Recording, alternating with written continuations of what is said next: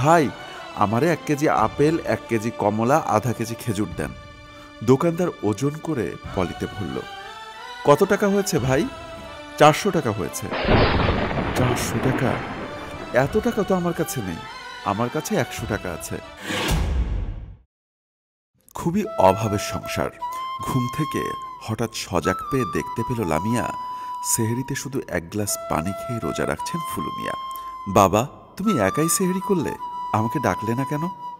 মারে, তুই তো পোলাপাইন মানুষ, তুই পানি খেয়ে রোজা রাখতে পারবি না। না বাবা, কপালে যেটা আছে আমি সেটা খেয়েই রোজা রাখব। রোজা কাজা করতে পারবো না। শুধু পানি খেয়ে সারাদিন রোজা রাখা অনেক কষ্ট হবে রে মা। বাবা, শুধু আমারই কষ্ট হবে? তোমার দিকে একবারও চাইলে না? ঠিক আছে, তুই যখন চাইছিস তাহলে বাধা দিব না। তাহলে হাত মুখ ধুয়ে এসে সেহরি করে নে। হাত মুখ ধুয়ে এসে লামিয়াও বাবার মতো 1 গ্লাস পানি খেয়ে রোজা রাখল। মারে, আমি তোর জন্য কিছুই করতে পারলাম না। আমি চিন্তা করছি কাল তোর জন্য ভালো কিছু ইফতারের ব্যবস্থা করে আনব। ফুলু মিয়া সকাল সকাল বেরিয়ে পড়ল কাজের উদ্দেশ্যে। মেয়ের জন্য ভালো কিছু ইফতার আনতে হবে। সাহেব, আমারে আপনার এখানে কাজে নিবেন? তুমি কি ইট টানতে পারবে? জি সাহেব, পারবো।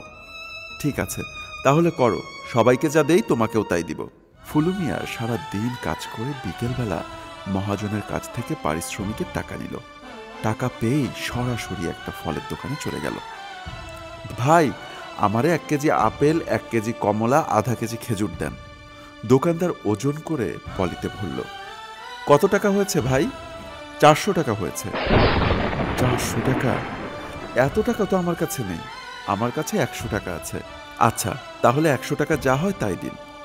দোকানদার 100 টাকা পরিমাণ ফল হিসেব করে দিয়ে দিল। ফুলু মিয়া ফলটা হাতে নিয়ে মন খারাপ করে বাড়ির দিকে চলে গেল। দূর থেকে ফুলু মিয়া সেই মহাজন গাড়িতে বসে সব দেখছিল।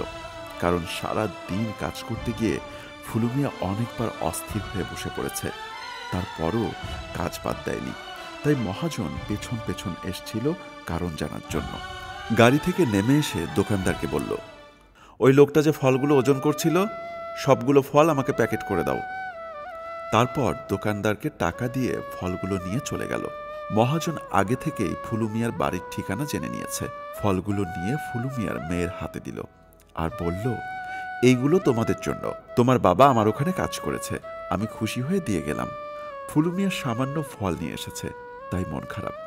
মেয়েকে ডেকে বলল, মারে, এর চেয়ে বেশি আর আনতে পারলাম না রে। লামিয়া বলল, বাবা তুমি কোনো চিন্তা করো না, চলো আমি ইফতার বানিয়ে রেখেছি। ফুলু মিয়া ঘরে যেতেই দেখল মেয়ে ইফতার বানিয়ে সাজিয়ে রেখেছে। এগুলো কোথায় পেলি মা? বাবা, তোমার মহাজন দিয়ে গেছে। লামিয়া বাবাকে সব খুলে বলল।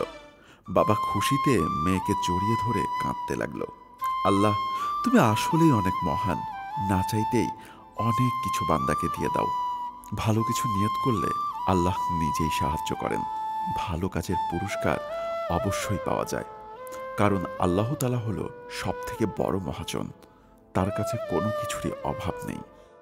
আমাদের এই ভিডিও যদি আপনাদের একটুও ভালো লাগে তাহলে অবশ্যই লাইক, কমেন্টস এবং শেয়ার করে সবার মাঝে ছড়িয়ে দিন।